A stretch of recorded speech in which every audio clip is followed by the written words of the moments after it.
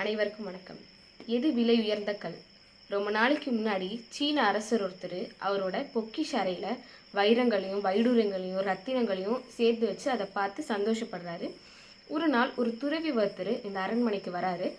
அந்த துறவி பெரிய அறிவாளி அப்படின்னு அரசர் ஏற்கனவே கேள்விப்பட்டிருக்காரு. அதனால் அந்த துறவியோட நல்லாசி வேணும் அப்படின்னு வேண்டி நிற்கிறாரு. இந்த துறவி ஆசீர்வாதம் பண்ண உடனே இந்த துறவியை இந்த பொக்கிஷ அறைக்கு கூட்டிகிட்டு போகிறாரு.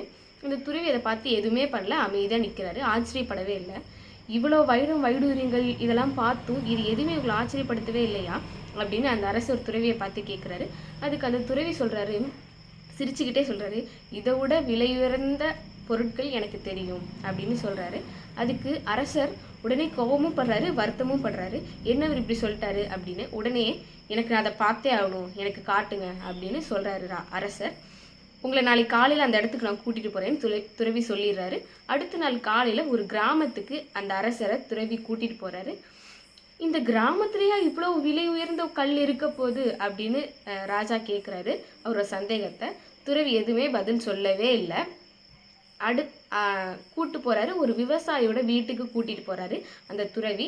அங்கே ஒரு பெண்மணி ஒரு கல்லை வச்சு தானியங்களை அரைச்சிட்டு இருக்காங்க. இந்த கல் தான் விலையுயர்ந்த கல்னு சொன்னீங்களா நீங்கள் அப்படின்னு சிரிச்சுக்கிட்டே கேட்குறாரு. ஆமாம் அரசே, இதை தான் நான் சொன்னேன். ஆனால் எனக்கு இது அப்படி தோணவே இல்லையே, தெருவில் கூட கறக்குமே அப்படின்னு அந்த ராஜா சொல்கிறாரு. அது ஒன்றும் கிடையாது, இந்த கல்லோட சுழற்சினால தான் இந்த தானியங்கள் அரைப்படப்படுது. இப்படி தான் நமக்கு உணவு தயாராகுது.